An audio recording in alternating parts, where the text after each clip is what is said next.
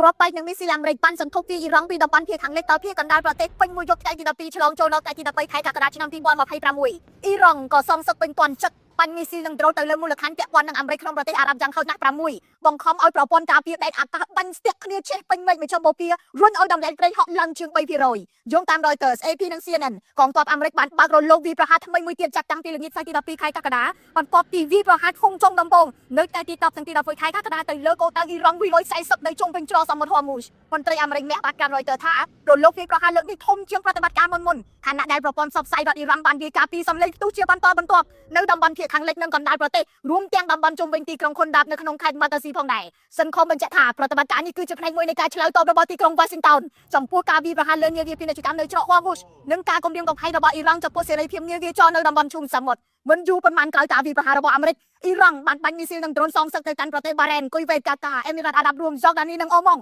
ដែលសុទ្ធសឹងតែជាប្រទេសមានមូលដ្ឋានទ័ពឬក៏មានផលប្រយោជន៍យោធារបស់អាមេរិកអាញាធរនៅប្រទេសទាំងនោះបានប្រកាសអាសន្ននិងបើកប្រព័ន្ធការពារដែនអាកាសដេញបាញ់ស្ទាក់មីស៊ីលនិងដ្រូនពេញមេឃភាពតានតឹងថ្មីនេះបានធ្វើឲ្យទីផ្សារថាមពលពិភពលោករង្គោះរង្គើ Reuters រាយការណ៍ថាតម្លៃប្រេង Brent បានហក់ឡើងជាង3%ដល់$78ក្នុង1បារ៉ែលទិន្នន័យតាមដាននាវាបង្ហាញថាចំនួននាវាឆ្លងកាត់ Hormuz បានធ្លាក់ចុះដល់កម្រិតទាបបំផុតក្នុងពេល5សប្តាហ៍ចុងក្រោយបច្ចុប្បន្នអូម៉ង់កាតានិងប្រទេសមួយចំនួនទៀតកំពុងព្យាយាមជំរុញការចរចាដើម្បីទប់ស្កាត់កុំឲ្យសង្គ្រាមផ្ទុះធំជាងនេះខ្ញុំរស់សុធាពី News Today NTTV